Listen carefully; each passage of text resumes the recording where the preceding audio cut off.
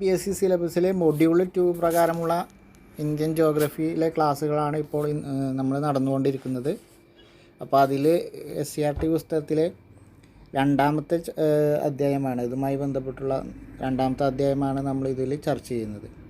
7ാം ക്ലാസ്സിലെ 13ാമത്തെ അധ്യായമാണ് ഇന്ന് നമ്മൾ ചർച്ച ചെയ്യാൻ പോകുന്നത്. ഇന്ത്യയിലൂടെ എന്നുള്ള അധ്യായമാണ് ചർച്ച ചെയ്യാൻ പോകുന്നത്.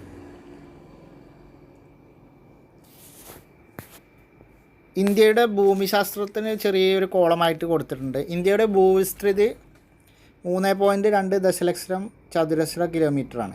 3.28 ദശലക്ഷം ചതുരശ്ര കിലോമീറ്ററാണ് ഇന്ത്യയുടെ ഭൂവിസ്തൃതി. അക്ഷാംശ സ്ഥാനം ഉത്തര അക്ഷാംശം 8°4 മുതൽ 37°6 വരെയാണ്. ഉത്തര അക്ഷാംശം 8°4 മുതൽ 37°4 വരെയാണ് ഇന്ത്യയുടെ അക്ഷാംശ സ്ഥാനം. ഇന്ത്യയുടെ രേഖാംശ സ്ഥാനം പൂർവ്വ രേഖാംശം 68°7 മുതൽ 97°25 വരെയാണ്. പൂർവ്വ രേഖാംശം 68°7 മുതൽ 97°25 വരെയാണ് ഇന്ത്യയുടെ രേഖാംശ സ്ഥാനം. വലിപ്പത്തിൽ ഇന്ത്യയുടെ സ്ഥാനം 7ാം സ്ഥാനമാണ്. ലോകത്തിലെ ഏറ്റവും വലിയ രാജ്യങ്ങളിലെ വലിപ്പത്തിൽ ഇന്ത്യക്ക് 7ാം സ്ഥാനമാണ്. ഇന്ത്യയുടെ ഭൂപ്രകൃതി എന്തൊക്കെയാണ്? ഭൂപ്രകൃതിയുടെ സവിശേഷത അനുസരിച്ച് ഇന്ത്യയെ പല മേഖലകളായിട്ട് തിരിച്ചിട്ടുണ്ട്.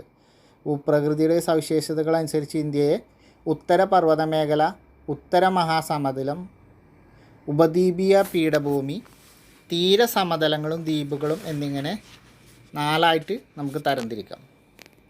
ഉത്തര പർവ്വത മേഖല, ഉത്തര മഹാസമതലം, തീരസമതലങ്ങളും ദ്വീപുകളും. ഉത്തരപർവ്വത മേഖല സ്ഥിതി ചെയ്യുന്നത് വടക്ക് പടിഞ്ഞാറ് ജമ്മു കാശ്മീർ മുതൽ വടക്ക് കിഴക്ക് അരുണാചൽ പ്രദേശ് വരെ.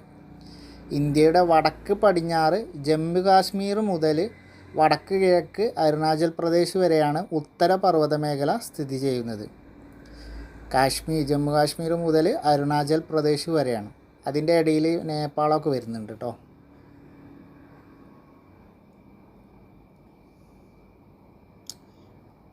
ഉത്തര പർവ്വത മേഖല കടന്നു പോകുന്ന സംസ്ഥാനങ്ങൾ ഏതൊക്കെയാണ്? ജമ്മു കാശ്മീർ സംസ്ഥാനം അല്ല, അത് കേന്ദ്രഭരണ പ്രദേശമാണ്. അത് നമ്മൾ ആദ്യം പറഞ്ഞു. ജമ്മു കാശ്മീർ സംസ്ഥാനം വിഭജിച്ചിട്ട് ജമ്മു കാശ്മീർ എന്നിങ്ങനെ രണ്ട് കേന്ദ്രഭരണ പ്രദേശമായി മാറ്റിയിട്ടുണ്ട്. അപ്പോൾ ജമ്മു കാശ്മീറും ലഡാക്കും ഈ രണ്ട് കേന്ദ്രഭരണ പ്രദേശം കഴിഞ്ഞാലും പിന്നീട് ഹിമാചൽ പ്രദേശ് കഴിഞ്ഞ് പിന്നെ ശരിക്കും നേപ്പാളാണ് വരുന്നത്. നേപ്പാളിൻ്റെ ഒരു ഭാഗമാണ് വരുന്നത്. ഹിമാചൽ പ്രദേശ് കഴിഞ്ഞ് ഉത്തരാഖണ്ഡ് കഴിഞ്ഞാൽ പിന്നെ നേപ്പാളിൻ്റെ ഭാഗമാണ് വരുന്നത്.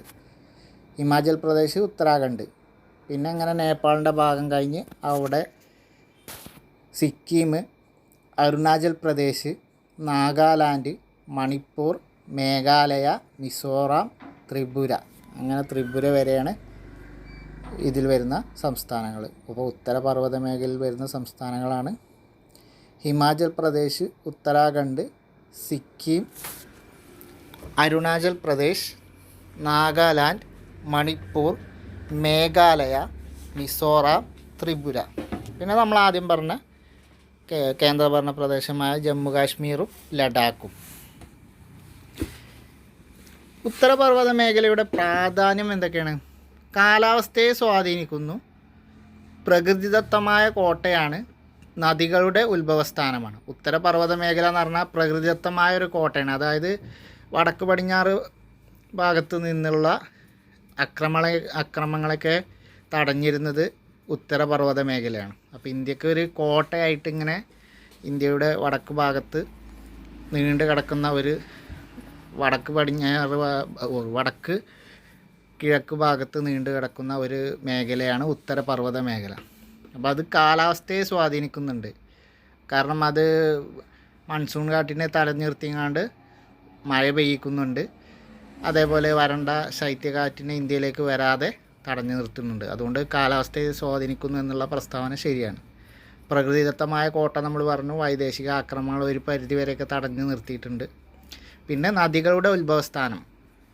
ഉത്തരപർവ്വത മേഖലയിൽ നിന്ന് ഇന്ത്യയിലെ പ്രധാനപ്പെട്ട നദികൾ ഉത്ഭവിക്കുന്നുണ്ട്. ഹിമാലയൻ നദികൾ എന്നറിയപ്പെടുന്ന സിന്ധു, ഗംഗ, ബ്രഹ്മപുത്ര എന്നീ നദികളുടെ ഉത്ഭവസ്ഥാനം ഉത്തരപർവ്വത മേഖലയാണ്. ഇനി നമ്മൾ പറഞ്ഞ പ്രസ്താവനയെ ഇവിടെ സാധൂകരിക്കുന്നതാണ് പറയുന്നത്. ശൈത്യകാലത്ത് മധ്യ ഏഷ്യയിൽ നിന്നും വീശുന്ന ശീതക്കാറ്റിനെ ഇന്ത്യയിലേക്ക് കടത്തിവിടാതെ സംരക്ഷിക്കുന്നു. ശൈത്യകാലത്ത് മധ്യ ഏഷ്യയിൽ നിന്ന് വീശുന്ന ശീതക്കാറ്റിനെ ഇന്ത്യയിലേക്ക് കടത്തിവിടാതെ സംരക്ഷിക്കുന്നു. മൺസൂൺ കാറ്റുകളെ തടഞ്ഞ് ഉത്തരേന്ത്യയിലുടനീളം മഴ പെയ്യിക്കുന്നു. അപ്പോൾ ഈ രണ്ട് കാര്യങ്ങളും ചെയ്യുന്നത് ഉത്തരപർവ്വതനിരയാണ്. അതുകൊണ്ടാണ് കാലാവസ്ഥയെ സ്വാധീനിക്കുന്നു എന്നുള്ള അതിൻ്റെ പ്രാധാന്യത്തിൽ കാലാവസ്ഥയെ സ്വാധീനിക്കുന്നു എന്ന് വരാൻ കാരണം. പിന്നെ പുരാതന കാലം മുതൽക്ക് തന്നെ വടക്കു പടിഞ്ഞാറ് നിന്നുള്ള ആക്രമണങ്ങളിൽ നിന്നും ഒരു പരിധിവരെ നമ്മെ സംരക്ഷിക്കുന്നത് ഉത്തരപർവ്വതനിരയാണ്. അപ്പോൾ ഇത് നമ്മൾ പറഞ്ഞു. പ്രകൃതിദത്തമായ കോട്ട എന്നതിൻ്റെ ഒരു ഇതാണ് നമ്മൾ പുരാതന കാലം മുതൽക്ക് തന്നെ വടക്കു പടിഞ്ഞാറ് നിന്നുള്ള ആക്രമണങ്ങളിൽ നിന്ന് ഒരു പരിധിവരെ നമ്മെ സംരക്ഷിക്കുന്നത് ഉത്തരപർവ്വതനിരയാണ്. പിന്നെ സിന്ധു, ഗംഗ, ബ്രഹ്മപുത്ര നദികളുടെ അവയുടെ നിരവധിയായ പോഷക നദികൾ ഉത്ഭവിക്കുന്നത് ഉത്തരപർവ്വതനിരയിൽ നിന്നാണ്. ഇതാണ് നദികളുടെ ഉത്ഭവ പ്രദേശം എന്നുള്ള പോയിന്റിൽ വരുന്നത്.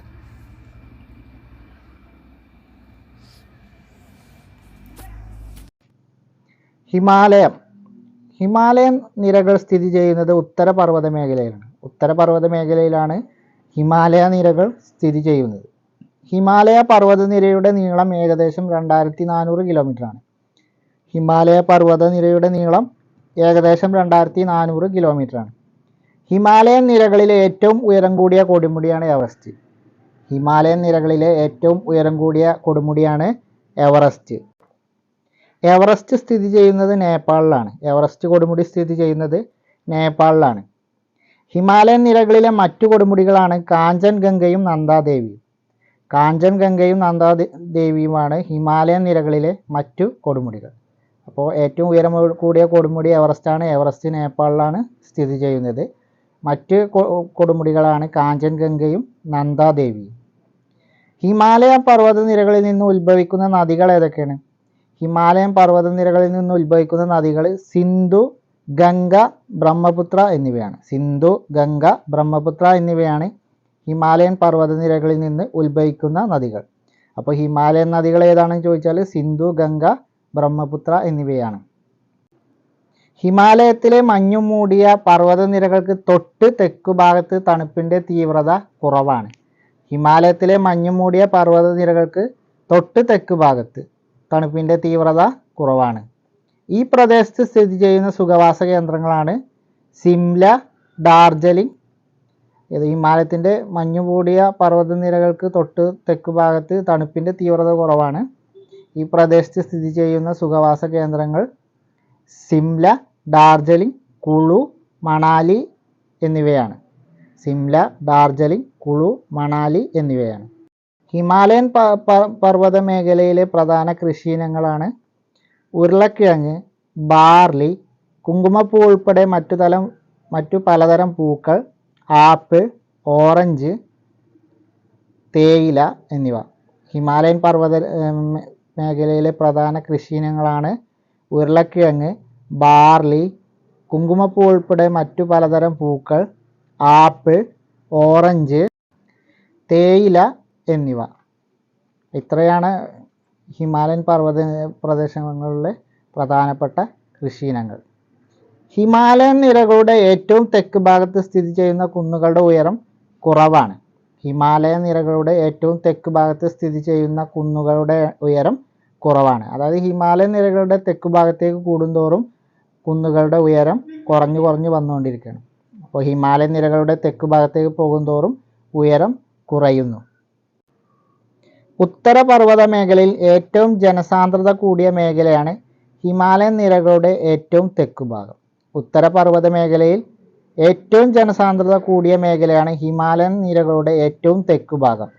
ഈ ഏറ്റവും തെക്ക് ഭാഗത്തേക്ക് ഉയരം കുറഞ്ഞു വരുന്നു എന്ന് പറഞ്ഞു. അതുകൊണ്ടാണ് ഏറ്റവും തെക്ക് ഭാഗത്താണ് ഏറ്റവും ജനസാന്ദ്രത കൂടിയ മേഖല. മഞ്ഞു മൂടിയ ഹിമാലയൻ നിരകളിൽ നിന്ന് ഉത്ഭവിക്കുന്ന നദികൾ ഒഴുക്കിക്കൊണ്ടുവരുന്ന മണൽ, ചെളി, ഉരുളൻ കല്ലുകൾ എന്നിവയുടെ കനത്ത നിക്ഷേപങ്ങൾ നിറഞ്ഞ താഴ്വര മേഖലയാണ് ഹിമാലയൻ നിരകളുടെ ഏറ്റവും തെക്കുഭാഗം. നമ്മൾ പറഞ്ഞു തെക്ക് ഭാഗത്തേക്ക് ഹിമാലയൻ നിരകളുടെ തെക്ക് ഭാഗത്തേക്ക് പോകുന്തോറും ഉയരം കുറയുന്നു, അവിടെയാണ് ഏറ്റവും ജനസാന്ദ്രത കൂടിയ മേഖല എന്ന് പറഞ്ഞു. ആ മേഖല എന്ന് പറഞ്ഞത് മഞ്ഞു കൂടിയ ഹിമാലയൻ നിരകളിൽ നിന്നും ഉത്ഭവിക്കുന്ന നദികൾ, നമ്മൾ പറഞ്ഞ സിന്ധു, ഗംഗ, ബ്രഹ്മപുത്ര എന്നീ നദികൾ ഒഴുക്കിക്കൊണ്ടുവരുന്ന മണൽ, ചെളി, ഉരുളൻകല്ലുകൾ എന്നിവയുടെ കനത്ത നിക്ഷേപങ്ങൾ നിറഞ്ഞ താഴ്വര മേഖലയാണ്. അപ്പോൾ മുകളിൽ നിന്ന് താഴേക്ക് ഉയരം കുറവാണെന്ന് പറഞ്ഞല്ലോ. അപ്പോൾ ഇങ്ങനെ താഴേക്ക് ഈ നദികൾ മണൽ, പിന്നെ ചെളി, ഉരുളൻകല്ല് എന്നിവയൊക്കെ ഒഴുക്കി കൊണ്ടുവന്ന അങ്ങനെ നിക്ഷേപങ്ങൾ കനത്ത നിക്ഷേപമായി രൂപപ്പെട്ട് അവ നിറഞ്ഞ താഴ്വര മേഖലയാണ് ഹിമാലയൻ നിരകളുടെ തെക്കുഭാഗം. അവിടെയാണ് ഏറ്റവും കൂടുതൽ ജനസാന്ദ്രത കൂടിയ മേഖലയും. തെക്കുഭാഗം എന്ന് പറഞ്ഞു. ഇനി ഉത്തര മഹാസമതലം എന്താണെന്ന് നോക്കാം. സിന്ധു, ഗംഗ, ബ്രഹ്മപുത്ര എന്നീ നദികളും അവയുടെ പോഷക നദികളും ഒഴുക്കിക്കൊണ്ടുവന്ന എക്കൽ മണ്ണ് നിക്ഷേപിക്കപ്പെട്ട് രൂപം കൊണ്ട സമതലമാണ് ഉത്തര മഹാസമതലം.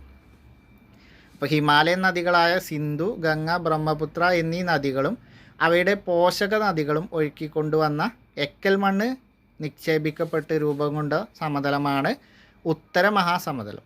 അപ്പോൾ ഉത്തര മഹാസമതലത്തിൽ പ്രധാനപ്പെട്ട മണ്ണാണ് എക്കൽ മണ്ണ്. അതുകൂടി അനുബന്ധമായിട്ട് ഈ പോയിന്റിൽ നമുക്ക് കിട്ടിയല്ലോ. ഉത്തര മഹാസമതലത്തിൽ സ്ഥിതി ചെയ്യുന്ന സംസ്ഥാനങ്ങൾ ഏതൊക്കെയാണ്? രാജസ്ഥാൻ, പഞ്ചാബ്, ഹരിയാന, ഉത്തർപ്രദേശ്, ബീഹാർ, പശ്ചിമ ബംഗാൾ. ഉത്തര മഹാസമതലത്തിൽ സ്ഥിതി ചെയ്യുന്ന സംസ്ഥാനങ്ങളാണ് രാജസ്ഥാൻ, പഞ്ചാബ്, ഹരിയാന, ഉത്തർപ്രദേശ്, ബീഹാർ, പശ്ചിമ ബംഗാൾ. സിന്ധു, ഗംഗ, ബ്രഹ്മപുത്ര സമതലം എന്ന പേരിലും അറിയപ്പെടുന്നത് ഉത്തര മഹാസമതലമാണ്. ഉത്തര മഹാസമതലം തന്നെയാണ് സിന്ധു, ഗംഗ, ബ്രഹ്മപുത്ര സമതലം എന്ന പേരിലും അറിയപ്പെടുന്നത്. ഇന്ത്യയിൽ വളരെ കൂടുതൽ ജനസംഖ്യയുള്ള പ്രദേശമാണ് ഉത്തര മഹാസമതലം. അത് നമുക്ക് ആ സംസ്ഥാനങ്ങളുടെ ലിസ്റ്റ് തന്നെ നോക്കിയാൽ മനസ്സിലാവും.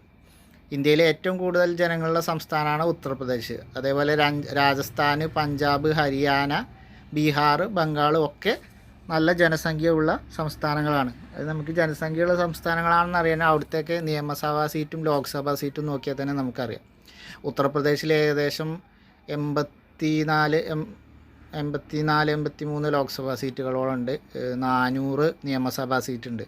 അപ്പോൾ ജനസംഖ്യാനുപാതികമായിട്ടാണല്ലോ ഈ സീറ്റുകളൊക്കെ നിശ്ചയിക്കുന്നത്. അപ്പോൾ അത് നോക്കിയാൽ തന്നെ അറിയാം.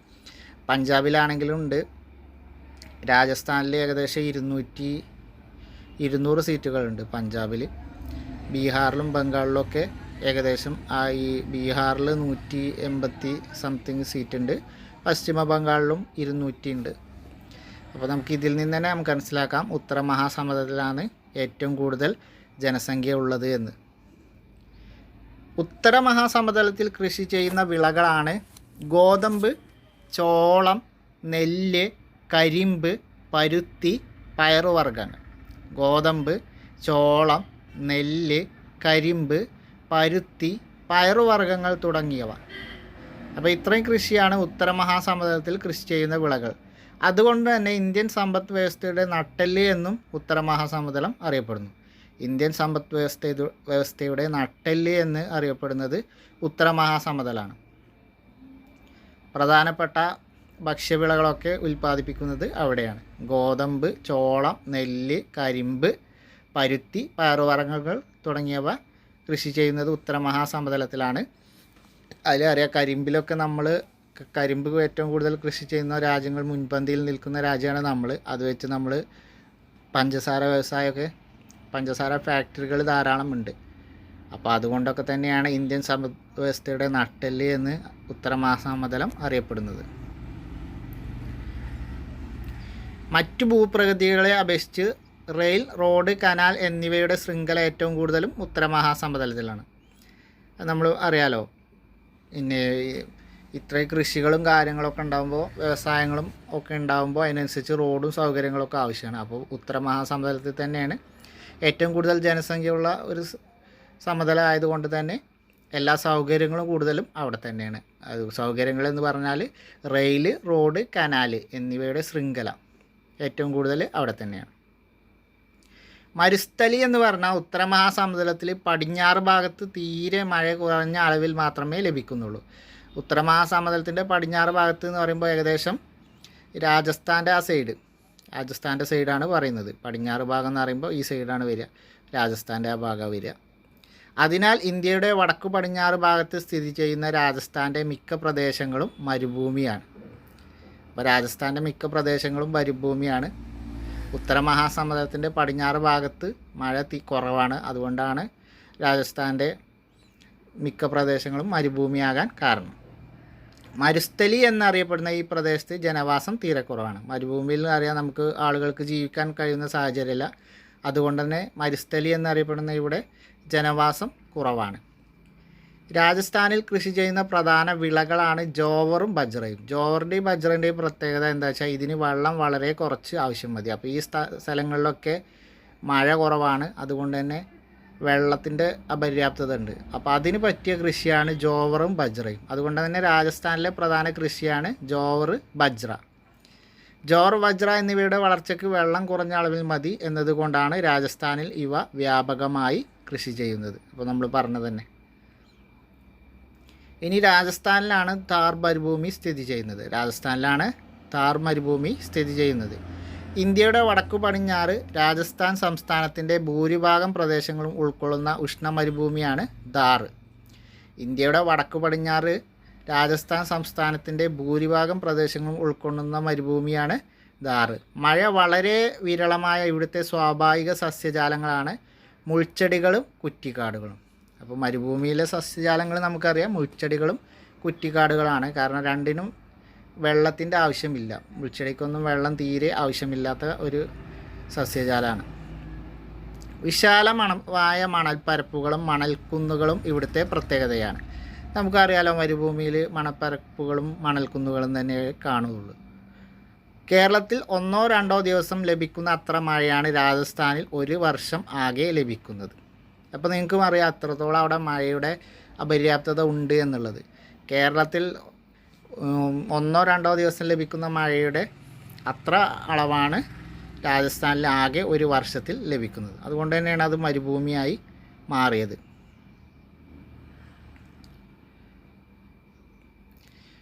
അടുത്ത ഭൂവിഭാഗമാണ്, മൂന്നാമത്തെ ഭൂവിഭാഗമാണ് ഉപദ്വീപീയ പീഠഭൂമി. ഉപദ്വീപീയ പീഠഭൂമി സ്ഥിതി ചെയ്യുന്ന സംസ്ഥാനങ്ങളാണ് മധ്യപ്രദേശ്, ജാർഖണ്ഡ്, ഛത്തീസ്ഗഡ്. ഈ 3 സംസ്ഥാനങ്ങളും കർണാടക, തമിഴ്നാട്, ആന്ധ്രാപ്രദേശ്, ഒഡീഷ, പശ്ചിമ ബംഗാൾ എന്നീ സംസ്ഥാനങ്ങളുടെ ചില പ്രദേശങ്ങൾ. നമ്മൾ ഉത്തര മഹാസമുദ്രത്തിൽ വരുന്ന സംസ്ഥാനമാണ് പശ്ചിമ ബംഗാൾ. പക്ഷേ പശ്ചിമ ബംഗാളിൻ്റെ ചില പ്രദേശങ്ങൾ ഉപദ്വീപീയ പീഠഭൂമിയുടെ ഭാഗമായിട്ട് വരുന്നുണ്ട്. അപ്പോൾ മധ്യപ്രദേശ്, ജാർഖണ്ഡ്, ഛത്തീസ്ഗഡ് എന്നീ സംസ്ഥാനങ്ങളും, അത് ഈ 3 സംസ്ഥാനങ്ങളെ മുഴുവൻ ഭാഗവും ഉപദ്വീപീയ പീഠഭൂമിയാണ്. അതുപോലെ കർണാടക, തമിഴ്നാട്, ആന്ധ്ര, ഒഡീഷ, പശ്ചിമ ബംഗാൾ എന്നീ സംസ്ഥാനങ്ങളുടെ ചില പ്രദേശങ്ങളും കൂടി ചേർന്നതാണ് ഉപദ്വീപീയ പീഠഭൂമി പ്രദേശം. ഉപദ്വീപീയ പീഠഭൂമിയുടെ ഭാഗമായ പർവ്വതനിരകളാണ് വിന്ധ്യ, സൽപുര, ആരവല്ലി, പശ്ചിമഘട്ടം, പൂർവ്വഘട്ടം. അപ്പോൾ ഉപദ്വീപീയ പീഠഭൂമിയുടെ ഭാഗമായ പർവ്വതനിരകളാണ് വിന്ധ്യ, സൽപുര, ആരവല്ലി, പശ്ചിമഘട്ടം, പൂർവ്വഘട്ടം എന്നിവ. ഉപദ്വീപീയ പീഠഭൂമിയിൽ ഏറ്റവും ഉയരം കൂടിയ കൊടുമുടിയാണ് ആനമുടി. ഉപദ്വീപീയ പീഠഭൂമിയിലെ ഏറ്റവും ഉയരം കൂടിയ കൊടുമുടിയാണ് ആനമുടി. ആനമുടി സ്ഥിതി ചെയ്യുന്നത് കേരളത്തിലാണ്. കേരളത്തിൽ ഇടുക്കിയിലാണ് ആനമുടി സ്ഥിതി ചെയ്യുന്നത്. അപ്പോൾ ദക്ഷിണേന്ത്യയിലെ ഉയരം കൂടിയ കൊടുമുടിയും ആനമുടിയാണ്. ഉപദ്വീപീയ പീഠഭൂമിയിലെ ഏറ്റവും ഉയരം കൂടിയ കൊടുമുടിയും ആനമുടിയാണ്. ഇനി രണ്ടാമത്തെ ഉയരം കൂടിയ കൊടുമുടി മീശപ്പുലിമലയാണ്. അതും ഇടുക്കിയിലാണ് സ്ഥിതി ചെയ്യുന്നത്.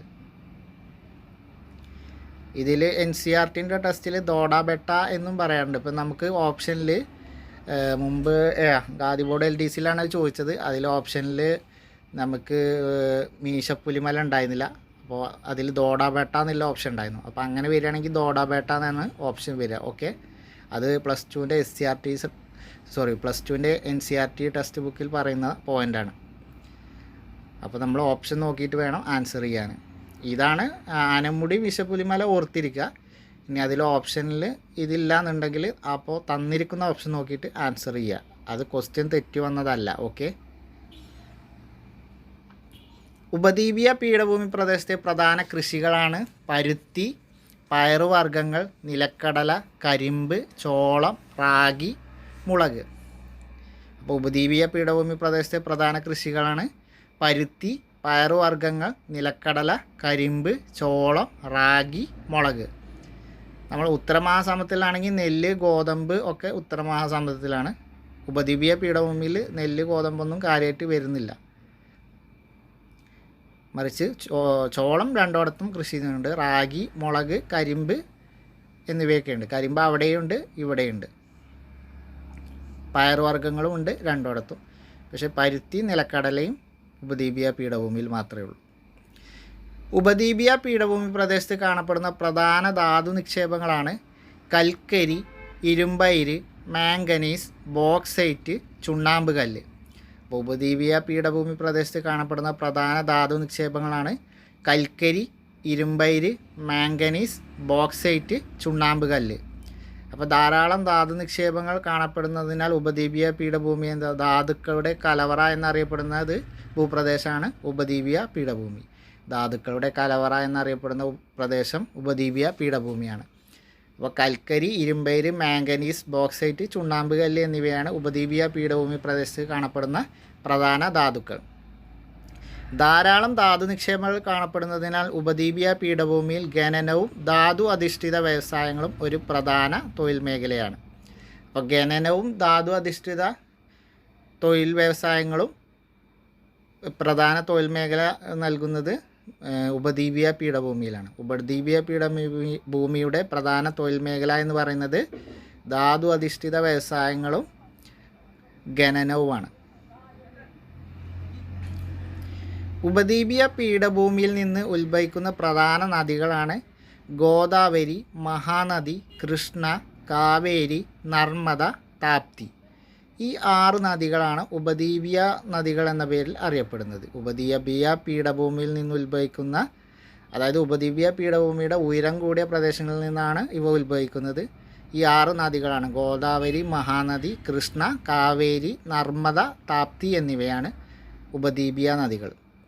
അതിൽ നർമ്മദയും താപ്തിയും പടിഞ്ഞാറോട്ടൊഴുകുന്ന ഉപദ്വീപീയ നദികളാണ്. നർമ്മദയും താപ്തിയും പടിഞ്ഞാറോട്ടൊഴുകി അറബിക്കടലിലാണ് ചെന്ന് ചേരുന്നത്. അപ്പോൾ പടിഞ്ഞാറോട്ടൊഴുകുന്ന ഉപദ്വീപീയ നദികളാണ് നർമ്മദയും താപ്തിയും. മറ്റുള്ളതൊക്കെ കിഴക്കോട്ടൊഴുകി ബംഗാൾ ഉൾക്കടലിൽ ചേരുന്നു. ഡെക്കാൻ പീഠഭൂമി. ഇപ്പോൾ കഴിഞ്ഞ ഖാദി ബോർഡ് LDCയുടെ ക്വസ്റ്റ്യൻ പേപ്പർ, എലിംസിൻ്റെ ക്വസ്റ്റ്യൻ പേപ്പറിൽ ചോദിച്ച ചോദ്യമാണിത്. ഉപദ്വീപീയ പീഠഭൂമിയുടെ ഭാഗമായ പീഠഭൂമിയാണ് ഡെക്കാൻ പീഠഭൂമി. ഭൂരിഭാഗം പ്രദേശങ്ങളും ലാവ തണുത്തുറഞ്ഞ് രൂപം കൊണ്ട പീഠഭൂമി. ഇതായിരുന്നു ചോദിച്ചിരുന്നത്. ലാവ തണുത്തുറഞ്ഞ് രൂപം കൊണ്ട് പീഠഭൂമി ഏതാണ് എന്നാണ് ചോദിച്ചിട്ടുള്ളത്. അപ്പോൾ ഡെക്കാൻ പീഠഭൂമിയാണ്. ഉപദ്വീപീയ പീഠഭൂമിയുടെ ഭാഗമായ പീഠഭൂമിയാണ് ഡെക്കാൻ പീഠഭൂമി. ഭൂരിഭാഗം പ്രദേശങ്ങളും ലാവ തണുത്തുറഞ്ഞ് രൂപം കൊണ്ട പീഠഭൂമിയാണ് ഡെക്കാൻ പീഠഭൂമി. ഡെക്കാൻ പീഠഭൂമിയിൽ ധാരാളമായി കാണുന്ന മണ്ണാണ് കറുത്ത മണ്ണ്. കറുത്ത മണ്ണാണ് ഡെക്കാൻ പീഠഭൂമിയിൽ ധാരാളമായി കാണുന്ന മണ്ണ്. പരുത്തി കൃഷിക്ക് അനുയോജ്യമായ മണ്ണാണ് കറുത്ത മണ്ണ്. അപ്പോൾ പരുത്തിക്കും കരിമ്പിനും അനുയോജ്യമായ മണ്ണാണ് കറുത്ത മണ്ണ്. അത് ഏറ്റവും കൂടുതൽ കാണപ്പെടുന്നത് ഡെക്കാൻ പീഠഭൂമിയിലാണ്. അടുത്ത ഭൂപ്രദേശമാണ് തീരസമതലങ്ങൾ. ഇന്ത്യയുടെ കടൽ തീര ദൈർഘ്യം ഏകദേശം 6100 കിലോമീറ്ററാണ്. ഇന്ത്യയുടെ കടൽ തീര ദൈർഘ്യം ഏകദേശം 6100 കിലോമീറ്ററാണ്. അറബിക്കടലിനോട് ചേർന്ന് സ്ഥിതി ചെയ്യുന്ന തീരം അറിയപ്പെടുന്നത് പടിഞ്ഞാറൻ തീരമാണ്. അറബിക്കടലിനോട് ചേർന്ന് സ്ഥിതി ചെയ്യുന്ന തീരം പടിഞ്ഞാറൻ തീരം. കേരളം സ്ഥിതി ചെയ്യുന്നത് പടിഞ്ഞാറൻ തീരത്താണ്. ബംഗാൾ ഉൾക്കടലിനോട് ചേർന്ന് സ്ഥിതി ചെയ്യുന്ന തീരം അറിയപ്പെടുന്നത് കിഴക്കൻ തീരമാണ്. അപ്പോൾ ബംഗാൾ ഉൾക്കടലിനോട് ചേർന്ന് സ്ഥിതി ചെയ്യുന്നത് കിഴക്കൻ തീരവും അറബിക്കടലിനോടാണെങ്കിൽ പടിഞ്ഞാറൻ തീരവും. അത് നമുക്ക് ദിശ നോക്കുന്നവർക്ക് അറിയാം. ഈ ദിശ ഒന്ന് പഠിച്ചു വെക്കണ്ടോ. അപ്പോൾ ഇങ്ങനെയുള്ള ചോദ്യങ്ങൾ വരികയാണെങ്കിൽ ഒന്നുകൂടി നമുക്ക് സിമ്പിളായി കിട്ടും. പടിഞ്ഞാറൻ തീരസമതലങ്ങളിൽ വീതി കിഴക്കൻ തീരത്തെ അപേക്ഷിച്ച് കുറവാണ്. അപ്പോൾ പടിഞ്ഞാറൻ തീരസമതലങ്ങൾ വീതി കുറവാണ്. കിഴക്കൻ തീരസമതലങ്ങളുമായി നമ്മൾ കമ്പയർ ചെയ്യുമ്പോൾ പടിഞ്ഞാറൻ തീരസമതലങ്ങൾ കുറവാണ്, വീതി കുറവാണ്. പടിഞ്ഞാറൻ തീരസമതലം എന്ന് പറയുന്നത് അറബിക്കടലിൻ്റെ ഭാഗമായിട്ടുള്ള തീരസമതലമാണ്. അവിടെ വീതി കുറവാണ് ബംഗാൾ ഉൾക്കടലിലെ കിഴക്കൻ തീരസമതലങ്ങളെ അപേക്ഷിച്ച് നോക്കുമ്പോൾ. പടിഞ്ഞാറൻ തീരത്തെ പ്രധാന കാർഷിക വിളകളാണ് നെല്ല്, തെങ്ങ്. പടിഞ്ഞാറൻ തീരത്തെ പ്രധാന വിളകളാണ് തെങ്ങ്, നെല്ല് എന്നിവ. കിഴക്കൻ തീരത്തെ നദികളോ? കിഴക്കൻ തീരസമതലത്തിലെ നദികളാണ് കാവേരി, കൃഷ്ണ, ഗോദാവരി, മഹാനദി. മഹാനദി, ഗോദാവരി, കൃഷ്ണ, കാവേരി എന്നിവ കിഴക്കൻ തീരസമതലത്തിലെ നദികളാണ്. കിഴക്കൻ തീരസമതലത്തിലെ നദീതടങ്ങളിലെ പ്രധാന കൃഷി നെല്ലാണ്. അപ്പോൾ കിഴക്കൻ തീരസമതല നദീതടങ്ങളിലെ പ്രധാന കൃഷി നെല്ലാണ്. പടിഞ്ഞാറാണെങ്കിൽ നെല്ലും തെങ്ങുമുണ്ട്. അപ്പോൾ തീരപ്രദേശങ്ങളിലെ ജനങ്ങളുടെ പ്രധാന തൊഴിലാണ് മത്സ്യബന്ധനം. തീരപ്രദേശവുമായി ബന്ധപ്പെട്ട് ജീവിക്കുന്ന ജനങ്ങളുടെ പ്രധാന തൊഴിൽ മത്സ്യബന്ധനമാണ്. അവർ കടലിനെ ആശ്രയിച്ചിട്ടാണ് ജീവിക്കുന്നത്. അതുകൊണ്ട് തന്നെ മത്സ്യബന്ധനമാണ് അവരുടെ തൊഴിൽ. ദ്വീപുകളോ? ദ്വീപുകൾ എന്ന് പറഞ്ഞാൽ സമുദ്രത്താൽ ചുറ്റപ്പെട്ട ചെറു ഭൂഭാഗങ്ങളാണ് ദ്വീപുകൾ. സമുദ്രത്താൽ ചുറ്റപ്പെട്ട ചെറു ഭൂഭാഗങ്ങളാണ് ദ്വീപുകൾ. ലക്ഷദ്വീപ് സ്ഥിതി ചെയ്യുന്നത് അറബിക്കടലിലാണ്. ആൻഡമാൻ നിക്കോബാർ ബംഗാൾ ഉൾക്കടലിലാണ്. അപ്പോൾ ലക്ഷദ്വീപ് അറബിക്കടലിലും ആൻഡമാൻ നിക്കോബാർ ബംഗാൾ ഉൾക്കടലിലും സ്ഥിതി ചെയ്യുന്നു. ആൻഡമാൻ നിക്കോബാർ ദ്വീപുകളിൽ മിക്കവയും നിബിഡ വനങ്ങളാണ്. അപ്പോൾ ആൻഡമാനിലെ മിക്ക ദ്വീപും നിബിഡ വനങ്ങളാണ്. ലക്ഷദ്വീപിൽ കൃഷി നാമമാത്രമായ ലക്ഷദ്വീപിലെ ജനജീവിതം സമുദ്രത്തെ ആശ്രയിച്ചാണ്. ലക്ഷദ്വീപിൽ കൃഷി അങ്ങനെ ഇല്ല. അതുകൊണ്ട് തന്നെ അവരുടെ ജീവിതം സമുദ്രത്തെ ആശ്രയിച്ചാണ്. മത്സ്യബന്ധനം തന്നെയാണ് അവരുടെയും വരുമാന മാർഗം. ലക്ഷദ്വീപിൽ മിക്കവയും പഴയ ദ്വീപുകളാണ്. നമ്മൾ പറഞ്ഞ ആൻഡമാൻ നിക്കോബാറിലെ ദ്വീപുകളിൽ മിക്കതും നിബിഡ വനങ്ങളാണ്. ലക്ഷദ്വീപിലാണെങ്കിലും മിക്ക ദ്വീപും പഴയ ദ്വീപുകളാണ്. ലക്ഷദ്വീപിലെ മിക്ക ദ്വീപും പഴയ ദ്വീപുകളാണ്. ഇനി എന്താണ് പഴയ ദ്വീപുകൾ എന്ന് പറഞ്ഞാൽ, പവിഴപ്പുറ്റുകൾ കൊണ്ട് രൂപീകൃതമായ ദ്വീപുകളാണ് പവിഴ ദ്വീപുകൾ. എങ്ങനെയാണ് പവിഴപ്പുറ്റുകൾ ഉണ്ടാകുന്നത്? ഉഷ്ണമേഖലയിലെ സമുദ്രങ്ങളിൽ കാണപ്പെടുന്ന കോറൽ പോളിപ്പുകൾ എന്ന ചെറു സമുദ്രജീവികളുടെ കാൽസ്യം സ്രവം അടിഞ്ഞുകൂടി രൂപം കൊള്ളുന്നതാണ് പവിഴപ്പുറ്റുകൾ. ഉഷ്ണമേഖല സമുദ്രങ്ങളിൽ കാണപ്പെടുന്ന കോറൽ പോളിപ്പുകൾ എന്ന ചെറു സമുദ്രജീവികളുടെ കാൽസ്യം സ്രവം അടിഞ്ഞുകൂടി രൂപം കൊള്ളുന്നതാണ് പവിഴപ്പുറ്റുകൾ. അപ്പോൾ കോറൽ പോളിപ്പുകൾ, അവരുടെ കാൽസ്യം സ്രവം, അങ്ങനെയാണ് പവിഴപ്പുറ്റുകൾ രൂപം കൊള്ളുന്നത്. വിവിധ ആകൃതികളിൽ കാണപ്പെടുന്ന പവിഴപ്പുറ്റുകൾക്ക് മേൽ ദ്വീപുകൾ രൂപപ്പെടുന്നു. അപ്പോൾ ഇങ്ങനെ പവിഴപ്പുറ്റുകൾ വിവിധ ആകൃതിയിൽ രൂപപ്പെടുന്നു. അതിൻ്റെ മുകളിൽ ദ്വീപുകൾ രൂപപ്പെടുന്നു. ശക്തമായ തിരയിൽ നിന്ന് പവിഴപ്പുറ്റുകൾ ദ്വീപുകളെ സംരക്ഷിക്കുന്നു. ഈ പവിഴപ്പുറ്റുകളുടെ പ്രത്യേകത എന്താണെന്ന് വെച്ചാൽ ശക്തമായ തിരയിൽ നിന്ന് ദ്വീപുകളെ സംരക്ഷിക്കുന്നു. പവിഴപ്പുറ്റുകൾക്ക് മേൽ രൂപപ്പെട്ട ദ്വീപുകൾക്ക് ഉദാഹരണമാണ് നമ്മൾ പറഞ്ഞ ലക്ഷദ്വീപ്. അതേപോലെ ആൻഡമാൻ നിക്കോബാറിലെ ചില ദ്വീപുകളും ഇങ്ങനെ പവിഴപ്പുറ്റു ദ്വീപുകൾക്ക് ഉദാഹരണമാണ്. ലക്ഷദ്വീപും ആൻഡമാൻ നിക്കോബാറിലെ ചില ദ്വീപുകളും പവിഴപ്പുറ്റു ദ്വീപുകൾക്ക് ഉദാഹരണമാണ്. ഇന്ത്യയിലെ നദികൾ. ഇന്ത്യ നമുക്കറിയാം, പണ്ട് മുതൽ തന്നെ ജനങ്ങൾ സ്ഥിരതാമസത്തിന് തിരഞ്ഞെടുത്തിരുന്ന സ്ഥലങ്ങളാണ് നദീതടങ്ങൾ. കാരണം അവർക്ക് കൃഷിക്ക് വെള്ളം ഇതൊക്കെ ആവശ്യമായതുകൊണ്ട് തന്നെ നദീതീരങ്ങളിലാണ് അവർ ആവാസ വ്യവസ്ഥ സൃഷ്ടിച്ചത്. അപ്പോൾ ഇന്ത്യയിൽ കൃഷി അഭിവൃദ്ധിപ്പെടുന്നതും കൃഷി അടിസ്ഥാനമാക്കി ഒരു സംസ്കാരം രൂപപ്പെടുത്തുന്നതിൽ പ്രധാന പങ്ക് വഹിച്ചത് നദികളാണ്. കാരണം പഴയ ആളുകൾ ഫുള്ള് നദീതീരങ്ങളിലായിരുന്നു താമസിച്ചിരുന്നത്. അതുകൊണ്ട് തന്നെ കൃഷി അധിഷ്ഠിത തൊഴിലായിരുന്നു അവർക്ക്. കൃഷി അധിഷ്ഠിത ജീവിതമായതുകൊണ്ട് തന്നെ അവർ വെള്ള ആവശ്യത്തിന് വേണ്ടിയിട്ടാണ് ഈ നദീതടങ്ങളിൽ ജീവിച്ചിരുന്നത്. അത് കൃഷിയുടെ അഭിവൃദ്ധിത്തിനും ഒരു സംസ്കാരം രൂപപ്പെടുത്തുന്നതിനും പ്രധാന പങ്ക് വഹിച്ചു. അപ്പോൾ നദികളാണ് അതിന് കാരണമായത്.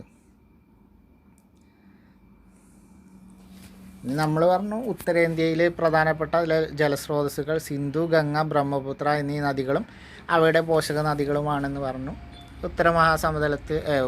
ഉത്തരപർവ്വത മേഖലയിൽ നിന്ന് ഉത്ഭവിക്കുന്ന നദികളാണ്. അതുകൊണ്ട് തന്നെ ഉത്തരമഹാസമുദ്രത്തിലെ സംസ്ഥാനങ്ങളാണ് ഉത്തരേന്ത്യയിലെ സംസ്ഥാനങ്ങളെന്ന് പറയുന്നത്. അതിൻ്റെ അവരുടെ പ്രധാന ജലസ്രോതസ്സ് ഹിമാലയൻ നദികളായ സിന്ധു, ഗംഗയും ഗംഗ, ബ്രഹ്മപുത്ര എന്നീ നദികളും അവയുടെ പോഷക നദികളും തന്നെയാണ്. വാരണാസി സ്ഥിതി ചെയ്യുന്ന നദീതീരമാണ് ഗംഗ. ഗംഗയുടെ തീരത്താണ് വാരണാസി പട്ടണം സ്ഥിതി ചെയ്യുന്നത്. ഹിമാലയത്തിൽ നിന്ന് ഉത്ഭവിക്കുന്ന നദികൾ ഹിമാലയൻ നദികളെന്ന് പറയുന്നു. അതിന് ഉദാഹരണം സിന്ധു, ഗംഗ, ബ്രഹ്മപുത്ര എന്നിവയാണ്. ഹിമാലയത്തിലെ മഞ്ഞു കൂടിയ പ്രദേശത്ത് നിന്ന് ഉത്ഭവിക്കുന്ന ഹിമാലയൻ നദികളിൽ വേനൽക്കാലത്തും സമൃദ്ധമാണ്. അപ്പോൾ വേനൽക്കാലത്തും ഈ ഹിമാലയൻ നദികളിൽ നല്ല വെള്ളമുണ്ട്. കാരണം എന്താ വെച്ചാൽ ഹിമാലയത്തിൽ നിന്ന് ഉത്ഭവിക്കുന്നത് കൊണ്ട് തന്നെ അവർക്ക് വെള്ളം എപ്പോഴും ഉണ്ടാവും. മഞ്ഞ് ഉരുകി വെള്ളം ലഭിക്കുന്നത് കൊണ്ട് തന്നെ വേനൽക്കാലത്തും നല്ല വെള്ളം ഹിമാലയൻ നദികളിൽ ഉണ്ടാവും. ഉപദ്വീപീയ പീഠഭൂമിയിൽ നിന്നും ഉത്ഭവിക്കുന്ന നദികളാണ് ഉപദ്വീപീയ നദികളെന്ന് നമ്മൾ അറിഞ്ഞു. ഉപദ്വീപീയ പീഠഭൂമിയിലെ ഉയരം കൂടിയ പ്രദേശത്തു നിന്നാണ് ഇവ ഉത്ഭവിക്കുന്നത്. ഉപദ്വീപീയ നദികൾ നമ്മൾ നേരത്തെ പറഞ്ഞു. ഗോദാവരി, മഹാനദി, കൃഷ്ണ, കാവേരി, നർമ്മദ, താപ്തി നേരത്തെ നമ്മൾ പറഞ്ഞതാണ്. ഉപദ്വീപീയ നദികളുടെ പ്രത്യേകത എന്താ വെച്ചാൽ ഇവർ മഴയെ ആശ്രയിച്ചിട്ടാണ് പിന്നെ ഇവ ഒഴുകുന്നത്. അതുകൊണ്ട് തന്നെ വേനൽക്കാലത്ത് വെള്ളം കുറവായിരിക്കും. ഉപദ്വീപീയ നദികൾ വേനൽക്കാലത്ത് വെള്ളം കുറവായിരിക്കും. ഇല്ലേ?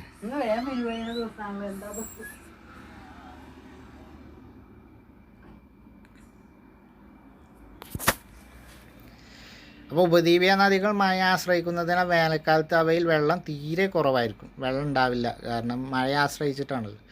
ഹിമാലയൻ നദികളാണെങ്കിൽ വെള്ളം ഉണ്ടാവും, കാരണം അത് മഞ്ഞുരുകി വെള്ളം കിട്ടും. ഇനി നമ്മൾ നേരത്തെ പറഞ്ഞതാണ് അറബിക്കടൽ ചേർന്ന് പടിഞ്ഞാറോട്ടൊഴുകി അറബിക്കടൽ ചേരുന്നതും കിഴക്കോട്ടൊഴുകി ബംഗാൾ ഉൾക്കടലിൽ ചേരുന്നതുമായ ഉപദ്വീപീയ നദികൾ നമ്മൾ നേരത്തെ പറഞ്ഞതാണ്. നർമ്മദയും താപ്തിയാണ് അറബിക്കടലിൽ പതിക്കുന്നത്. ബാക്കിയുള്ള 4 ബംഗാൾ ഉൾക്കടലാണ് പതിക്കുന്നത്.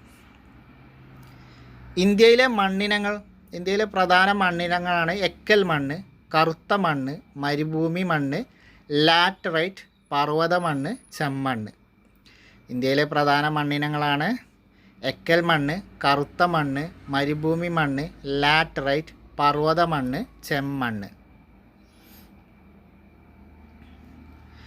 ഉത്തര മഹാസമതലത്തെയും മറ്റ് നദീതടങ്ങളിലെയും മണ്ണിനാണ് എക്കൽ മണ്ണ്. അപ്പോൾ ഉത്തര മഹാസമതലത്തിലെയും മറ്റ് നദീതടങ്ങളിലെയും മണ്ണിനമാണ് എക്കൽ മണ്ണ്. ഏറ്റവും ഫലഭൂയിഷ്ഠമായ മണ്ണാണ് എക്കൽ മണ്ണ്. നമ്മൾ പറഞ്ഞു ഉത്തര മഹാസമതലത്തിലെയും മറ്റു നദീതടങ്ങളിലെയും മണ്ണാണ് എക്കൽ മണ്ണ്. ഏറ്റവും ഫലഭൂയിഷ്ഠമായ മണ്ണ് എക്കൽ മണ്ണാണ്. നമ്മളിത് നേരത്തെ പറഞ്ഞതാണ്. ഹിമാലയ നദികൾ ഹിമാലയത്തിൽ നിന്ന് ഒഴുക്കിക്കൊണ്ടുവന്ന എക്കൽ മണ്ണിൻ്റെ നിക്ഷേപം രൂപപ്പെട്ടുകൊണ്ടാണ് ഉത്തര മഹാസമതലം രൂപപ്പെട്ടത്. എക്കൽ മണ്ണ് നിക്ഷേപം കൊണ്ടാണ് ഉത്തര മഹാസമതലം രൂപപ്പെട്ടത്. അതുകൊണ്ട് തന്നെ ഉത്തര മഹാസമതലത്തിലെയും മറ്റ് നദികളെയും മണ്ണിനും എക്കൽ മണ്ണാണ്. ഫലഭൂയിഷ്ഠമായ മണ്ണാണ് എക്കൽ മണ്ണ്. പരുത്തി, കരിമ്പ് എന്നീ വിളകളുടെ കൃഷിക്ക് അനുയോജ്യമായത് കറുത്ത മണ്ണാണ്. നമ്മൾ പറഞ്ഞു ഡക്കാൻ പീഠഭൂമിയിൽ കാണപ്പെടുന്ന മണ്ണാണ് കറുത്ത മണ്ണ് ഏറ്റവും കൂടുതൽ കാണപ്പെടുന്നത്. അപ്പോൾ അത് പരുത്തിക്കും കരിമ്പിനും അനുയോജ്യമായ മണ്ണാണ് കറുത്ത മണ്ണ്. ഉപദ്വീപീയ പീഠഭൂമി പ്രദേശത്തെ പ്രധാന മണ്ണിനങ്ങളാണ് കറുത്ത മണ്ണ്, ചെമ്മണ്ണ്, ലാറ്ററൈറ്റ്. ഉപദ്വീപീയ പ്രദേശത്തെ പ്രധാന മണ്ണിനം കറുത്ത മണ്ണ്, ചെമ്മണ്ണ്, ലാറ്ററൈറ്റ്. നമ്മൾ ഉത്തര മഹാസമതലത്തിലാണെങ്കിൽ എക്കൽ മണ്ണ്, എക്കൽ നിക്ഷേപം കൊണ്ട് രൂപം കൊണ്ട ഭൂപ്രദേശമാണ്. അതുകൊണ്ട് എക്കൽ മണ്ണാണ് അവിടെ. ഉപദ്വീപീയ പീഠഭൂമിയിലാണെങ്കിൽ ചുവന്ന മണ്ണുണ്ട്, ചെമ്മണ്ണ്, കറുത്ത മണ്ണുണ്ട്, പരുത്തി കൃഷിക്ക് അനുയോജ്യമായ മണ്ണ് കറുത്ത മണ്ണുണ്ട്, പിന്നെ ലാറ്ററൈറ്റ്. ഈ പ്രധാനപ്പെട്ട 3 മണ്ണിനങ്ങളാണ് ഉപദ്വീപീയ പീഠഭൂമി പ്രദേശത്തുള്ളത്. വനനിബിഡമായ പർവ്വത പ്രദേശങ്ങളിലെ മണ്ണാണ് പർവ്വത മണ്ണ്. അത് പിന്നെ നമുക്കറിയാം. പർവ്വത മണ്ണ് എന്ന് പറഞ്ഞാൽ പർവ്വത പ്രദേശങ്ങളിലെ മണ്ണാണ്. പ്രദേശം എന്ന് പറഞ്ഞാൽ വനനിബിഡമായ പ്രദേശമാണ്. ജൈവാംശം കൂടുതലുള്ള മണ്ണും പർവ്വത മണ്ണാണ്. ഫലഭൂയിഷ്ഠമായ മണ്ണ് എന്ന് പറയുന്നത് എക്കൽ മണ്ണാണ്. പക്ഷേ ജൈവാംശം കൂടുതലുള്ള മണ്ണ് പർവ്വത മണ്ണാണ്. അത് നമുക്കറിയാം. വനനിബിഡമാണ്. വനനിബിഡം എന്ന് പറയുമ്പോൾ ജൈവാംശം നമ്മുടെ സസ്യങ്ങളുടെയൊക്കെ അവശിഷ്ടം കൂടുതൽ ഉണ്ടാവുക പർവ്വത മണ്ണിലാണ്. രാജസ്ഥാൻ മരുഭൂമിയിലെ മണ്ണിൽ ജലാംശം കുറവാണ്. നമ്മൾ പറഞ്ഞു ജലാംശം കുറഞ്ഞ മണ്ണാണ് മരുഭൂമി മണ്ണ്. അപ്പോൾ അവിടെ മണ്ണിന് ജലാംശം കുറവാണ്. കാലാവസ്ഥ. ഇന്ത്യയുടെ കാലാവസ്ഥ അറിയപ്പെടുന്നത് ഉഷ്ണമേഖലാ മൺസൂൺ കാലാവസ്ഥ എന്നാണ്. ഉഷ്ണമേഖലാ മൺസൂൺ കാലാവസ്ഥ എന്നാണ് ഇന്ത്യയുടെ കാലാവസ്ഥ പൊതുവെ അറിയപ്പെടുന്നത്. ലോകത്തിലെ തന്നെ ഏറ്റവും സമൃദ്ധമായി മഴ ലഭിക്കുന്ന പ്രദേശമാണ് മൗസിൻഡ്രം. ലോകത്തിലെ ഏറ്റവും കൂടുതൽ മഴ ലഭിക്കുന്ന പ്രദേശമാണ് മൗസിൻ റാം. ലോകത്തിലെ ഏറ്റവും കൂടുതൽ മഴ ലഭിക്കുന്ന രണ്ടാമത്തെ പ്രദേശം ചിറാപുഞ്ചിയാണ്. ഈ രണ്ട് പ്രദേശങ്ങളും ഇന്ത്യയിലാണ്, നമ്മളെ മേഘാലയയിലാണ്. മേഘാലയ സംസ്ഥാനത്താണ് രണ്ട് പ്രദേശവും, ചിറാപുഞ്ചി, മൗസിൻ റാം. അപ്പോൾ ലോകത്ത് ഏറ്റവും കൂടുതൽ സമൃദ്ധമായി മഴ ലഭിക്കുന്ന ഒന്നാമത്തെ പ്രദേശമായ മൗസിൻ റാം, രണ്ടാമത്തെ പ്രദേശമായ ചിറാപുഞ്ചിയും ഇന്ത്യയിലാണ് സ്ഥിതി ചെയ്യുന്നത്. ഇന്ത്യയിലെ മേഘാലയയിലാണ്.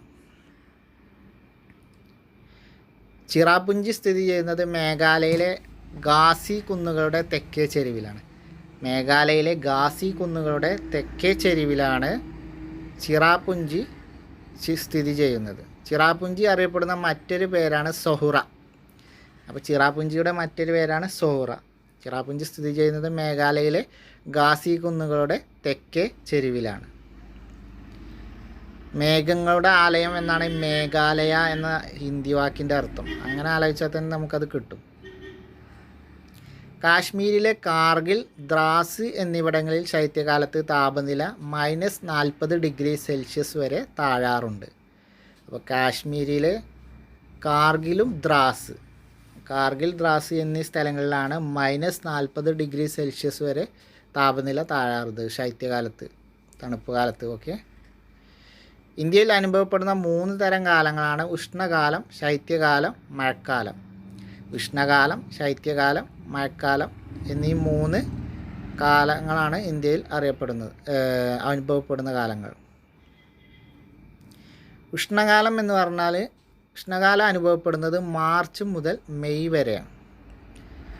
മാർച്ച് മുതൽ മെയ് വരെയാണ് ഉഷ്ണകാലം. മാർച്ച്, ഏപ്രിൽ, മെയ് ഈ 3 മാസങ്ങളാണ് ഉഷ്ണകാലം, അതായത് ചൂടുകാലം. ഉഷ്ണകാലത്ത് ഉത്തരേന്ത്യയിൽ അത്യുഷ്ണം അനുഭവപ്പെടുന്നു. ഉഷ്ണകാലത്ത് ഉത്തരേന്ത്യയിൽ, അത് UP ആ സൈഡിൽ, ഉത്തരേന്ത്യൻ സൈഡിൽ നല്ല ചൂട് അനുഭവപ്പെടാറുണ്ട്. ദക്ഷിണേന്ത്യയുടെ തീരപ്രദേശങ്ങളിൽ സമുദ്ര സാമീപ്യമുള്ളതിനാൽ ഉഷ്ണകാലത്ത് ദക്ഷിണേന്ത്യയിൽ ഉഷ്ണം കഠിനമാകാറില്ല. ദക്ഷിണേന്ത്യ, അതായത് നമ്മളെ സൈഡ്, കേരളം, തമിഴ്നാട് ഈ സൈഡ്, നമുക്കറിയാം നമ്മുടെ ചുറ്റും കടലുണ്ടാവുകൊണ്ട് നമുക്ക് തീവ്ര ഉഷ്ണം അനുഭവപ്പെടാറില്ല. കടലുണ്ടാവുകൊണ്ടാണ് തീവ്ര ഉഷ്ണം അനുഭവപ്പെടാറ്. നേരെ കുറച്ച് ഉത്തരേന്ത്യയിലാണെങ്കിൽ കടലൊന്നും ഇല്ലാത്തതാണ്, അവിടെ നല്ല ഉഷ്ണം ഉണ്ടാവാറുണ്ട്.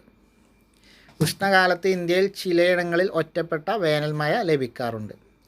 വേനൽക്കാലത്ത് ചിലയിടങ്ങളിൽ ഒറ്റപ്പെട്ട വേനൽമഴ ലഭിക്കാറുണ്ട്. ഉഷ്ണകാലത്ത് ഇന്ത്യയിൽ പൊതുവേ വരൾച്ച അനുഭവപ്പെടുന്നു. ചൂടുകാലത്ത് ഇന്ത്യയിൽ പൊതുവേ വരൾച്ച അനുഭവപ്പെടാറുണ്ട്. വരൾച്ച എന്ന പ്രകൃതി ദുരന്തം. എന്താണ് വരൾച്ച? കുറഞ്ഞ മഴയോ ജലത്തിൻ്റെ അമിത ചൂഷണമോ കാരണം കടുത്ത ജലദൗർലഭ്യം അനുഭവപ്പെടുന്ന സാഹചര്യമാണ് വരൾച്ച. അപ്പോൾ വരൾച്ച എന്ന് പറഞ്ഞാൽ എന്താണ്?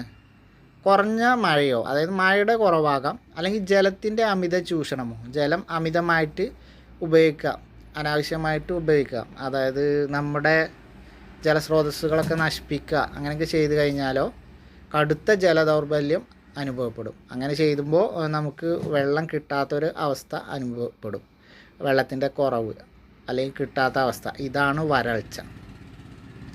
ഇന്ത്യയിലെ 1/3 പ്രദേശങ്ങളും വരൾച്ച ബാധിത പ്രദേശങ്ങളാണ്. അപ്പോൾ ഇന്ത്യയിലെ 1/3 പ്രദേശങ്ങളും വരൾച്ച ബാധിത പ്രദേശങ്ങളാണ്. വിളനാശം, ശുദ്ധജല ദൗർബല്യം തുടങ്ങിയവ ദുരവസ്ഥകൾക്ക് കാരണമാകുന്ന ഈ പ്രകൃതി ദുരന്തത്തിൻ്റെ തീവ്രത കുറക്കാൻ സ്വീകരിക്കേണ്ട നടപടികൾ എന്തൊക്കെയാണെന്ന് ചോദിക്കും. അപ്പോൾ വിളനാശവും ശുദ്ധജല ദൗർലഭ്യമാണ് വരൾച്ചയുടെ പ്രധാന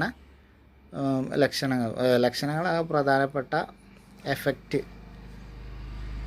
അപ്പോൾ ഇത് കുറക്കാൻ എന്തൊക്കെ ചെയ്യാം? നമുക്ക് ജലസമൃദ്ധമായ നദികളെ, വരണ്ട പ്രദേശങ്ങളെ നദികളുമായി ബന്ധിപ്പിക്കാം, വരൾച്ചയെ അതിജീവിക്കുന്ന വിളകൾ കൃഷി ചെയ്യാം, മഴവെള്ളക്കൊയ്ത്ത് നടപ്പിലാക്കാം. ഇതൊക്കെ ചെയ്താൽ നമുക്ക് വരൾച്ചയെ ഒരു പരിധിവരെ തടയാൻ കഴിയും. അടുത്തതാണ് ശൈത്യകാലം. ഇന്ത്യയിൽ ശൈത്യകാലം അനുഭവപ്പെടുന്നത് ഡിസംബർ മുതൽ ഫെബ്രുവരി വരെയാണ്. ഡിസംബർ മുതൽ ഫെബ്രുവരി വരെയാണ് ഇന്ത്യയിൽ ശൈത്യകാലം അനുഭവപ്പെടുന്നത്. ഉത്തരേന്ത്യയിൽ അതിശൈത്യം അനുഭവപ്പെടുന്ന ഈ കാലത്ത് ഹിമാലയൻ പർവ്വതനിരകളിൽ മഞ്ഞുവീഴ്ച ഉണ്ടാകാറുണ്ട്. ശൈത്യകാലത്ത് ഉത്തരേന്ത്യയിൽ അതിശൈത്യമായിരിക്കും. ആ സമയത്ത് ഹിമാലയൻ പർവ്വതനിരകളിൽ മഞ്ഞ് വീഴ്ച ഉണ്ടാകാറുണ്ട്. നമ്മൾ നേരത്തെ കാശ്മീരിൻ്റെ കാര്യം പറഞ്ഞു. കാശ്മീരിലും ദ്രാസിലും -40 ഡിഗ്രി വരെ ശൈത്യകാലത്ത് തണുപ്പ് അനുഭവപ്പെടാറുണ്ട് എന്ന് പറഞ്ഞു. പൊതുവേ വരണ്ട അന്തരീക്ഷം നിലനിൽക്കുന്ന ശൈത്യകാലത്ത് പഞ്ചാബിലും പരിസര പ്രദേശങ്ങളിലും ലഭ്യമാകുന്ന മഴ ഗോതമ്പ് കൃഷിക്ക് അനുയോജ്യമാണ്. അപ്പോൾ വരണ്ട അന്തരീക്ഷം നിലനിൽക്കുന്ന ഈ തണുപ്പ് കാലത്ത് പഞ്ചാബിലും പരിസര പ്രദേശങ്ങളിലും ഒരു മഴ ലഭിക്കാറുണ്ട്. ഈ മഴ ഗോതമ്പ് കൃഷിക്ക് വളരെ അനുകൂലമാണ്, അനുയോജ്യമായതാണ്. ഉത്തരേന്ത്യയെ അപേക്ഷിച്ച് ദക്ഷിണേന്ത്യയിൽ ശൈത്യത്തിൻ്റെ കാഠിന്യം കുറവാണ്. അപ്പോൾ ദക്ഷിണേന്ത്യയിൽ ഉഷ്ണത്തിൻ്റെ കാഠിന്യവും കുറവാണ്, ശൈത്യത്തിൻ്റെ കാഠിന്യവും കുറവാണ് ഉത്തരേന്ത്യയെ വെച്ച് കമ്പയർ ചെയ്യുമ്പോൾ നോക്കുമ്പോൾ. മഴക്കാലം. ഇന്ത്യയിൽ 2 തരം മഴക്കാലങ്ങൾ അനുഭവപ്പെടാറുണ്ട്. അപ്പോൾ ഇന്ത്യയിൽ 2 തരം മഴക്കാലങ്ങളാണ്. തെക്കു പടിഞ്ഞാറൻ മൺസൂൺ കാലവും വടക്കു കിഴക്കൻ മൺസൂൺ കാലവും. തെക്കു പടിഞ്ഞാറൻ മൺസൂൺ കാലവും വടക്കു കിഴക്കൻ മൺസൂൺ കാലം. തെക്കു പടിഞ്ഞാറൻ മൺസൂൺ കാലം എന്ന് പറയുമ്പോൾ മൺസൂൺ കാലത്തിൻ്റെ കാലഘട്ടം ജൂൺ മുതൽ സെപ്റ്റംബർ വരെയാണ്. അപ്പോൾ ജൂൺ മുതൽ സെപ്റ്റംബർ വരെയുള്ള കാലഘട്ടമാണ് തെക്കു പടിഞ്ഞാറ് മൺസൂൺ കാലം. ഇന്ത്യയിൽ ഏറ്റവും കൂടുതൽ മഴ ലഭിക്കുന്ന കാലഘട്ടമാണ് തെക്കു പടിഞ്ഞാറൻ മൺസൂൺ കാലം. അത് നമുക്കറിയാലോ, അത്ര മാസമുണ്ട്, ജൂൺ മുതൽ സെപ്റ്റംബർ വരെ നീണ്ടു നിൽക്കുന്നതാണ്. അപ്പോൾ ഏറ്റവും കൂടുതൽ മഴ ലഭിക്കുന്ന കാലഘട്ടമാണ് തെക്കു പടിഞ്ഞാറൻ മൺസൂൺ കാലം. ഇന്ത്യൻ മഹാസമുദ്രത്തിൽ നിന്നും ഈർപ്പം വഹിച്ചു കൊണ്ടുവരുന്ന കാറ്റുകളെ പർവ്വതനിരകൾ തടഞ്ഞു നിർത്തുന്നതിനാൽ പടിഞ്ഞാറൻ തീരത്തും വടക്ക് കിഴക്കൻ സംസ്ഥാനങ്ങളിലും ഹിമാലയത്തിൻ്റെ അടിവാര മേഖലകളിലും ധാരാളം മഴ ലഭിക്കുന്നതാണ് തെക്ക് പടിഞ്ഞാറൻ മൺസൂൺ കാലം. അപ്പോൾ ഇന്ത്യൻ മഹാസമുദ്രത്തിൽ നിന്നും ഈർപ്പം വഹിച്ചുകൊണ്ടിരുന്ന കാറ്റുകളെ പർവ്വതനിരകൾ തടഞ്ഞു നിർത്തിയിട്ടാണ് മഴ പെയ്യുന്നത്. ഈ മഴയാണ് തെക്കു പടിഞ്ഞാറൻ മൺസൂൺ കാലം. ഇത് പ്രധാനമായിട്ടും പെയ്യുന്നത് വടക്ക് കിഴക്കൻ സംസ്ഥാനങ്ങളിലും ഹിമാലയത്തിൻ്റെ അടിവാര മേഖലയിലും ആണ് കാര്യമായിട്ട് പെയ്യുന്നത്. അടുത്തതാണ് വടക്കു കിഴക്കൻ മൺസൂൺ കാലം. വടക്കു കിഴക്കൻ മൺസൂൺ കാലം ഒക്ടോബർ നവംബർ മാസങ്ങളിലാണ്. വടക്കു കിഴക്കൻ മൺസൂൺ കാലം ഒക്ടോബർ നവംബർ, വെറും 2 മാസമാണ്. ഒക്ടോബർ നവംബറിലാണ്. ഇന്ത്യയുടെ കിഴക്കൻ തീരത്ത്, പ്രത്യേകിച്ച് തമിഴ്നാട്, ആന്ധ്ര തീരങ്ങളിൽ ഏറ്റവും കൂടുതൽ മഴ ലഭിക്കുന്ന കാലമാണ് വടക്കു കിഴക്കൻ മൺസൂൺ കാലം. അപ്പോൾ തമിഴ്നാട്ടിലും ആന്ധ്രയിലും ഏറ്റവും കൂടുതൽ മഴ ലഭിക്കുന്ന കാലമാണ് ഈ 2 മാസങ്ങളായ ഒക്ടോബർ നവംബർ മാസങ്ങളിൽ വരുന്ന വടക്കു കിഴക്കൻ മൺസൂൺ കാലം.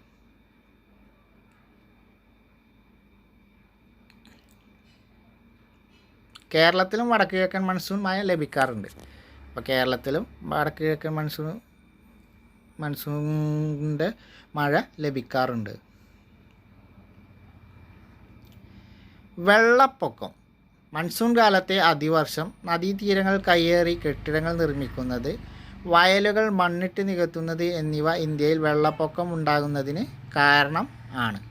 ഇപ്പോൾ ഇന്ത്യയിൽ പ്രധാനമായിട്ട് വെള്ളപ്പൊക്കങ്ങൾ ഉണ്ടാകാനുള്ള കാരണമാണ് മൺസൂൺ കാലത്തെ അതിവർഷവും, നദീതീരങ്ങൾ കയ്യേറി കെട്ടിടങ്ങൾ നിർമ്മിക്കുന്നതും, അതേപോലെ വയലുകൾ മണ്ണിട്ട് നികത്തുന്നതും. ഈ 3 കാരണങ്ങളാണ് ഇന്ത്യയിൽ വെള്ളപ്പൊക്കത്തിന് കാരണമാകുന്നത്. പ്രധാന കാരണം. വെള്ളപ്പൊക്കം തടയാനുള്ള മുൻകരുതലുകൾ: നദികളുടെ ഉപരിഘട്ടങ്ങളിൽ വലിയ നിർമ്മാണ പ്രവർത്തനങ്ങൾ നിരുത്സാഹപ്പെടുത്തൽ, പ്രളയബാധിത പ്രദേശങ്ങളിൽ നിന്ന് ജനങ്ങളെ മാറ്റിപ്പാർപ്പിക്കൽ, തീരങ്ങൾ അപകട മുന്നറിയിപ്പ് കേന്ദ്രങ്ങൾ സ്ഥാപിക്കൽ, ഡാമുകൾ നിർമ്മിക്കൽ, വനവൽക്കരണം. ഇതൊക്കെയാണ് വെള്ളപ്പൊക്കം തടയാനുള്ള മുൻകരുതലുകൾ. നൈസർഗിക സസ്യജാലങ്ങളും ജന്തുവൈവിധ്യവും. നൈസർഗിക സസ്യജാലങ്ങളും ജന്തുവൈവിധ്യവും. ഒരു പ്രദേശത്തെ ഭൂപ്രകൃതി, കാലാവസ്ഥ, മണ്ണിനങ്ങൾ എന്നീ ഭൗതിക സവിശേഷതകൾക്ക് അനുസൃതമായി അവിടെ വളരുന്ന സ്വാഭാവിക സസ്യയിനങ്ങളാണ് നൈസർഗിക സസ്യജാലങ്ങൾ. ഒരു പ്രദേശത്തെ ഭൂപ്രകൃതിയും കാലാവസ്ഥയും മണ്ണിനത്തിനെ അടിസ്ഥാനമാക്കി അവിടെ വളരുന്ന സസ്യജാലങ്ങളാണ് നൈസർഗിക സസ്യജാലങ്ങൾ. കാലാവസ്ഥയ്ക്ക് അനുയോജ്യമായ ജന്തുജാലങ്ങളിലും വൈവിധ്യങ്ങൾ നിലനിൽക്കുന്നു. ഇന്ത്യയിലെ വിവിധ നൈസർഗിക സസ്യജാലങ്ങൾ ഏതൊക്കെയാണ്? ഉഷ്ണമേഖലാ നിത്യഹരിത വനങ്ങൾ, ഇലപൊഴിയും കാടുകൾ, മുൾച്ചെടികളും കുറ്റിക്കാടുകളും, കണ്ടൽ കാടുകൾ, പർവ്വത വനങ്ങൾ. അപ്പോൾ പ്രധാനമായും ഇന്ത്യയിൽ 5 തരം നൈസർഗിക സസ്യജാലങ്ങളാണ്. ഒന്ന് ഉഷ്ണമേഖലാ നിത്യഹരിത വനങ്ങളും, ഇലപൊഴിയും കാടുകൾ, മുൾച്ചെടികളും കുറ്റിക്കാടുകളും, കണ്ടൽ കാടുകൾ, പർവ്വത വനങ്ങൾ എന്നിവയാണ്. ഉഷ്ണമേഖലാ നിത്യഹരിത വനങ്ങൾ എന്തൊക്കെയാണ്? വാർഷിക വർഷപാതം വളരെ കൂടുതലുള്ള പശ്ചിമഘട്ടത്തിലും വടക്ക് കിഴക്കൻ സംസ്ഥാനങ്ങളിലും കാണപ്പെടുന്ന വനങ്ങളാണ് ഉഷ്ണമേഖലാ നിത്യഹരിത വനങ്ങൾ. അതായത് വാർഷിക മഴ വളരെ കൂടുതൽ ലഭിക്കുന്ന പശ്ചിമഘട്ടം എന്ന് പറഞ്ഞാൽ കേരളത്തിൻ്റെ ഭാഗമായ പശ്ചിമഘട്ടത്തിലും വടക്കൻ കിഴക്കൻ സംസ്ഥാനങ്ങളിലും കാണപ്പെടുന്ന വനങ്ങളാണ് ഉഷ്ണമേഖലാ നിത്യഹരിത വനങ്ങൾ. ഇതിനൊരു ഉദാഹരണമാണ് നമ്മളെ കേരളത്തിലെ സൈലൻറ്റ് വാലി, പാലക്കാട് ജില്ലയിലെ സൈലൻറ്റ് വാലി. സിംഹവാലൻ കുരങ്ങ്, പലതരം പാമ്പുകൾ, വിവിധയിനം ഷഡ്പദങ്ങൾ, ലോകത്തിലെ ഏറ്റവും വലിയ നിശാശലഭമായ അറ്റ്ലസ് മോത്ത് എന്നിവ ഉൾപ്പെടെ നിരവധി ശലഭ ഇനങ്ങൾ ഈ കാടുകളിലുണ്ട്. അപ്പോൾ ലോകത്തിലെ ഏറ്റവും വലിയ ശലഭം ഏതാണെന്ന ചോദ്യം നമുക്കിതിൽ പ്രതീക്ഷിക്കാം. ലോകത്തിലെ ഏറ്റവും വലിയ നിശാശലഭം ഏതാണ്? അറ്റ്ലസ് മോത്താണ്. ഏറ്റവും വലിയ നിശാശലഭം അറ്റ്ലസ് മോത്താണ്. അറ്റ്ലസ് മോത്ത് കാണപ്പെടുന്ന നൈസർഗിക സസ്യം എവിടെയാണ്? സസ്യയിനങ്ങൾ ഏതാ? ഉഷ്ണമേഖല നിത്യഹരിത വനങ്ങളാണ്. അപ്പോൾ അറ്റ്ലസ് മോത്ത് കാണപ്പെടുന്നത് എവിടെയാണെന്ന് ചോദിച്ചാൽ ഉഷ്ണമേഖല നിത്യഹരിത വനങ്ങളിലാണ്. അപ്പോൾ ലോകത്തിലെ ഏറ്റവും വലിയ നിശാശലഭം അറ്റ്ലസ് മോത്താണ്. അവ കാണപ്പെടുന്നത് ഉഷ്ണമേഖല നിത്യഹരിത വനങ്ങളിലാണ്. സിംഹവാലൻ കുരങ്ങും പലതരം പാമ്പുകളും ഇതേ മേഖലയിൽ തന്നെയാണ് കാണപ്പെടുന്നത്. ഇലപൊഴിയും കാടുകൾ. കാലികമായി മാത്രം മഴ ലഭിക്കുന്ന പ്രദേശങ്ങൾ കാണപ്പെടുന്ന കാടുകളാണ് ഇലപൊഴിയും കാടുകൾ. ഇവിടെ കാലികമായി മാത്രമാണ് മഴ ലഭിക്കാറുള്ളത്. അപ്പോൾ ഇത്തരം പ്രദേശങ്ങളാണ് ഇലപൊഴിയും കാടുകൾ. ഇന്ത്യൻ ഉപദ്വീപിലെ കൂടുതൽ പ്രദേശങ്ങളിലുമുള്ളത് ഇലപൊഴിയും കാടുകളാണ്. അപ്പോൾ ഇന്ത്യയിൽ ഏറ്റവും കൂടുതൽ കാണപ്പെടുന്നത് ഇലപൊഴിയും കാടുകളാണ്. ഇന്ത്യയിൽ ഏറ്റവും കൂടുതൽ കാണപ്പെടുന്ന പ്രദേശം ഇലപൊഴിയും കാടുകളാണ്. അപ്പോൾ ഇന്ത്യയിൽ ഏറ്റവും കൂടുതൽ കാണപ്പെടുന്ന പ്രദേശം ഇലപൊഴിയും കാടുകളായതുകൊണ്ട് തന്നെ എല്ലാ ജന്തു വൈവിധ്യങ്ങളും ഉള്ളതും ഇവിടെ തന്നെയാണ്. പലജാതി മാനുകൾ, മുയൽ, മയിൽ, വേഴാമ്പൽ, മറ്റു പലതരം പക്ഷികൾ, കാട്ടുപോത്ത്, ആന, കടുവ, പുലി എന്നിങ്ങനെ ജന്തു വൈവിധ്യം ഏറ്റവും കൂടുതലുള്ളത് ഇലപൊഴിയും കാടുകളിലാണ്. അപ്പോൾ ജന്തു വൈവിധ്യം ഏറ്റവും കൂടുതലുള്ളത് ഇലപൊഴിയും കാടുകളിലാണ്. നമ്മുടെ അപൂർവമായി കാണുന്ന ജന്തുജാലങ്ങളുള്ളത് ഉഷ്ണമേഖലാ നിത്യഹരിത വനങ്ങളിലുമാണ്. മുൾച്ചെടികളും കുറ്റിക്കാടുകളും.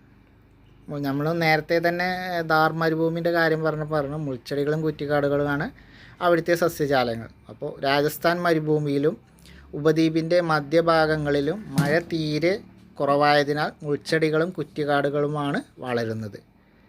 നമ്മളെ മരുഭൂമി പ്രദേശങ്ങളിലും മഴ കുറവുള്ളിടത്തും നമ്മൾ പറഞ്ഞ പോലെ തന്നെ മുൾച്ചെടികളും കുറ്റിക്കാടുകളുമാണ് വളരുക. ഒട്ടകം, കഴുകൻ, പരുന്ത്, പലതരം ഉരകങ്ങൾ എന്നിവ ഈ വരണ്ട മേഖലയിൽ ജീവിക്കുന്നു. നമുക്കറിയാം മരുഭൂമിയിലെ കപ്പൽ എന്നറിയപ്പെടുന്നത് ഒട്ടകമാണ്. അപ്പോൾ ഒട്ടകവും കഴുകനും പരുന്ത്, പലതരം ഉരകങ്ങൾ എന്നിവ ഈ വരണ്ട മേഖലയിൽ ജീവിക്കുന്നവയാണ്. അപ്പോൾ മുൾച്ചെടികളും കുറ്റിക്കാടുകളും വരണ്ട മേഖലയിലാണ്. ഇവിടെയാണ് പലതരം ഉരകങ്ങളും കഴുകനും പരുന്തും ഒട്ടകവും ഒക്കെ ജീവിക്കുന്ന ഇവരുടെ ആവാസവ്യവസ്ഥ. കണ്ടൽ കാടുകൾ. ഉപ്പ് രസമുള്ള മണ്ണിൽ വളരുന്ന പ്രത്യേകതരം സസ്യജാലങ്ങളാണ് കണ്ടൽ കാടുകൾ. അപ്പോൾ ഉപ്പ് രസമുള്ള മണ്ണിൽ വളരുന്ന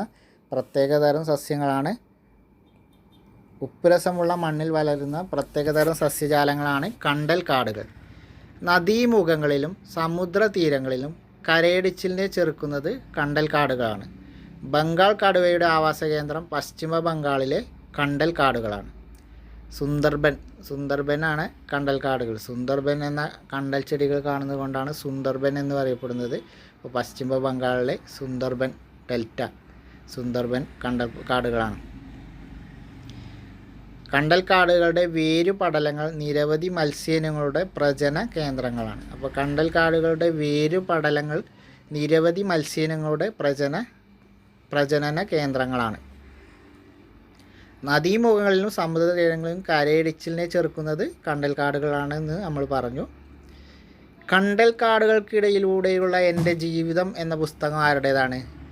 കല്ലേൽ പൊക്കുടൻ്റെയാണ്. കല്ലേൽ പൊക്കുടൻ കേരളത്തിലെ ഒരു പരിസ്ഥിതി പ്രവർത്തകനായിരുന്ന കല്ലേൽ പൊക്കുടൻ്റെ ആത്മകഥയാണ് കണ്ടൽ കാടുകൾക്കിടയിലൂടെയുള്ള എൻ്റെ ജീവിതം. അദ്ദേഹം കേരളത്തിൽ ധാരാളം കണ്ടൽ കാടുകൾ നട്ടുപിടിപ്പിച്ചിട്ടുണ്ട്. കേരളത്തിലെ ഒരു ഏറ്റവും മികച്ച ഒരു പരിസ്ഥിതി പ്രവർത്തകനാണ് കല്ലേൽ പൊക്കുടൻ. അപ്പോൾ ഈ കണ്ടൽക്കാടിൻ്റെ കാര്യം പറഞ്ഞപ്പോൾ അനുബന്ധമായി പറഞ്ഞെന്നുള്ളൂ, അത് ഓർത്തിരിക്കുക. പർവ്വത വനങ്ങൾ. പർവ്വത വനങ്ങൾ നമുക്കറിയാം പർവ്വത പ്രദേശങ്ങളിലാണ്. ഉയരം കൂടിയ പ്രദേശങ്ങളിൽ കാണുന്ന സ്തൂപികാഗ്ര വൃക്ഷങ്ങളും അതിശൈത്യമുള്ള പർവ്വതങ്ങളിലെ പായൽ വർഗ സസ്യങ്ങളും പർവ്വത ഇനങ്ങളിൽ പെടുന്നു. അപ്പോൾ ഉയരം കൂടിയ പ്രദേശങ്ങളിൽ കാണപ്പെടുന്ന സ്തൂപികാഗ്ര വൃക്ഷങ്ങളാണ് ഉയരം കൂടിയ പ്രദേശങ്ങളിൽ കാണപ്പെടുന്നത്. അവയും അതിശൈത്യമുള്ള പർവ്വതങ്ങളിലെ പായൽ വർഗ സസ്യങ്ങളും പർവ്വത വനങ്ങളിൽ പെടുന്നു. കസ്തൂരിമാൻ, വരയാട്, ഹിമപ്പുലി തുടങ്ങിയ അപൂർവ ജീവികളുടെ ആവാസ കേന്ദ്രം ആണ് പർവ്വത വനങ്ങൾ. വരയാട് നമുക്കറിയാം ഇരവികുളം നാഷണൽ പാർക്കിലാണ്. അപ്പോൾ പർവ്വത വനങ്ങളാണ് ഉയരം കൂടിയ പ്രദേശങ്ങളിൽ. അപ്പോൾ കസ്തൂരിമാൻ, വരയാട്, ഹിമപ്പുലി നമുക്കറിയാം മഞ്ഞു പ്രദേശങ്ങളിലാണ്. അപ്പോൾ അതാണ് പറഞ്ഞത് അതിശൈത്യമുള്ള പർവ്വതങ്ങളിലെ പായൽ വർഗ സസ്യങ്ങളും പർവ്വത വനങ്ങളിൽ പെടുന്നു എന്ന് പറഞ്ഞല്ലോ. അപ്പോൾ അവിടെയാണ് ഹിമപ്പുലി ഉണ്ടാവാറുള്ളത്. അപ്പോൾ ഈ അപൂർവ ജീവികളുടെ ആവാസ കേന്ദ്രമാണ് പർവ്വത വനങ്ങൾ. പശ്ചിമഘട്ടത്തിൻ്റെ ഉയർന്ന പ്രദേശങ്ങളിലും വരയാട് കാണപ്പെടുന്നു. അപ്പോൾ വരയാടുകൾ പശ്ചിമഘട്ടത്തിൻ്റെ ഉയർന്ന പ്രദേശങ്ങളിലും കാണപ്പെടുന്നു. അതാണ് ഇരവികുളത്ത് കാണപ്പെടുന്നത്. അതുപോലെ ഉയരം കൂടിയ പ്രദേശങ്ങളിലും കാണപ്പെടുന്നുണ്ട്. അപ്പോൾ ഇത്രയാണ് SCERT 7ാം ക്ലാസ്സിലെ ജോഗ്രഫിയുമായി ബന്ധപ്പെട്ട് നമുക്ക് പഠിക്കാനുള്ള മൊഡ്യൂൾ 2 നമുക്ക് പഠിക്കാനുള്ള ഒരു ചാപ്റ്ററാണ് ഇത്. ഇനി മൊഡ്യൂൾ 2 പഠിക്കാനുള്ള അടുത്ത 2 ചാപ്റ്റർ 10ാം ക്ലാസ് ജോഗ്രഫിയിലെ 2 അധ്യായങ്ങളാണ്. അപ്പോൾ അതിൻ്റെ ക്ലാസ്സുമായിട്ട് നമുക്ക് വീണ്ടും കാണാം. ഓക്കെ. അപ്പോൾ ചാനൽ ഇഷ്ടപ്പെട്ടാലൊന്ന് സബ്സ്ക്രൈബ് ചെയ്യുക, വീഡിയോ ഇഷ്ടപ്പെട്ടാൽ ലൈക്ക് ചെയ്യുക, മറ്റുള്ളവരിലേക്കൊന്ന് ഷെയർ ചെയ്യുക. അപ്പോൾ നമുക്ക് വേറൊരു വീഡിയോയുമായി കാണാം. അതുവരെ ബായ്.